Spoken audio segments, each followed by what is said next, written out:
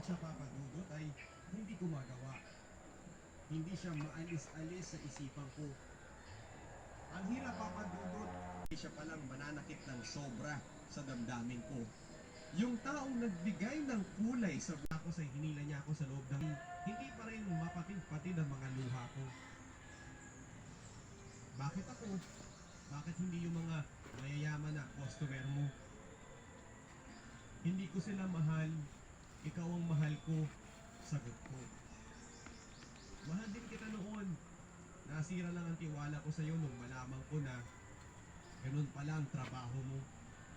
Nag-break nga kami ng girlfriend ko dahil sa iyo eh. At okay lang sa akin yun dahil mas mahal kita kaysa sa kanya. Pero nung malaman ko na ganyan ka pala, nagsisi na ako. Akala ko nakakuha ko ng matino. Ito ang ilan sa mga mahabang sumbat niya sa akin. Hindi ko naman ginusto ang maging ganito ako. Sabi ko sa kanya. Ikinuwento ko sa kanya ang totoong naging buhay ko at paano ko nakalipad sa ganung uri ng trabaho. At sa wakas ay kumalma si Edric at naibalik ang simpatya niya sa akin. Noong mangako ako na hindi na ako papasok pa sa beer house. Maghahanap na lang ako ng ibang trabaho. Kahit magtinda, kahit ano, basta malinis at ang kapalit nito ay hindi na niya ako iiwan pa. Magsisimula ulit kami. Hindi na nga ako pumasok noong gabing iyon, Papa Dudot. Nagsama kami ni Edric sa bahay ko at doon ay muling may naganap sa amin. Sinabi sa akin ni Edric na magtiyaga at maghintay. Nakahanap ako ng malinis na trabaho, Papa Dudot. Sales lady sa isang pwesto ng dry goods store ako nagtrabaho. Stay in ang mga kasama ko at ako ay sinabihan din ng amo namin na si Ate Liza na mag-stay na rin ako. Kaso, meron pa ako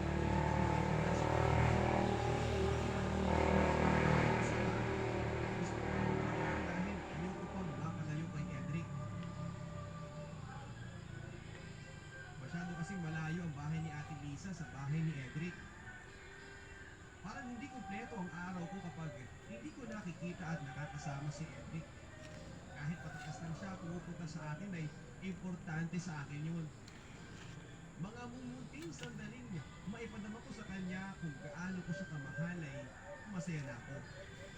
Papunasan ko ang pawis niya, malinisan ko ang kuko niya, pamasahe ko ang likod niya, mayakap siya at mahagkan.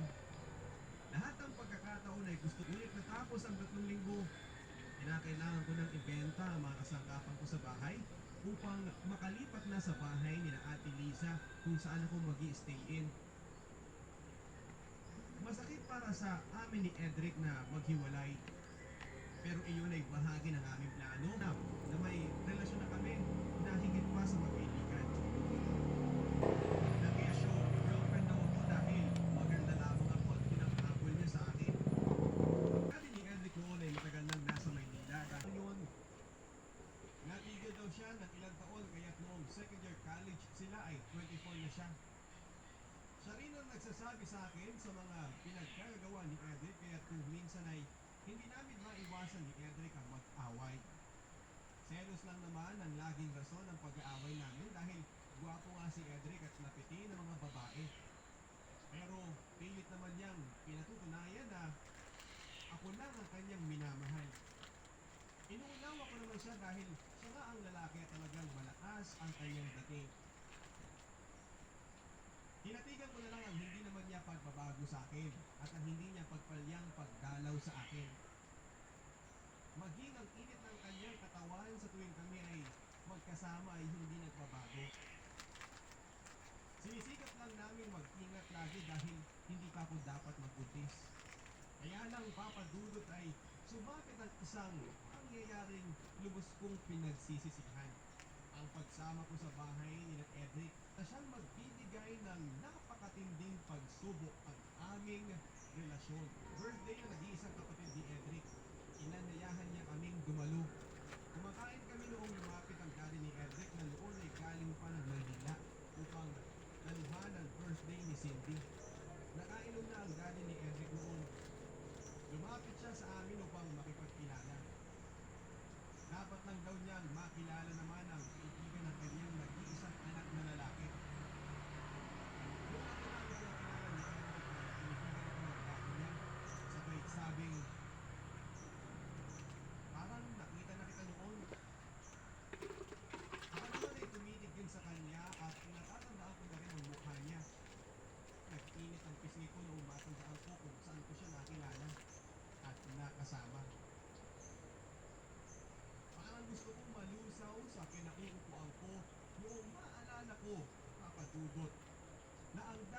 Edric ay isa sa mga sinamahan ko noong nagtatrabaho pa lang ako sa beer house.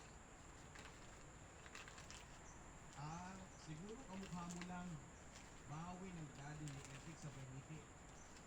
Pinilit ko rin ngumiti kahit na ang totoo ay hiyang-hiya na ako noon. Si Edric ay iba rin ang tingin sa akin.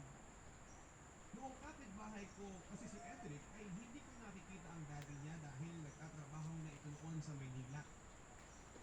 Sa house ng mga GRO pa ako nakatira noong maging customer ko ang daddy ni Edric. Pinilit ko na lang na ubusin ang pagkain ko noon kahit na napapansin kong nagbabago na ang mood ni Edric. Kapag napapasulit naman ako sa daddy niya, ay nahuhuli ko itong nakatingin sa akin. Para akong nabunutan ng tinik noong magyayang na umuwi si Kuya Marion. Inihatid kami ni Edric sa kalsada. Halatang halata na ayaw niya akong lapitan o inikan. Halos hindi ako nakatulog kinagabihan. Hindi mawaglit-waglit sa isipan ko ang daddy ni Edric at siya. Ang sama ng kutob ko sa maaaring mangyari. Ang kutob na yun, papadudot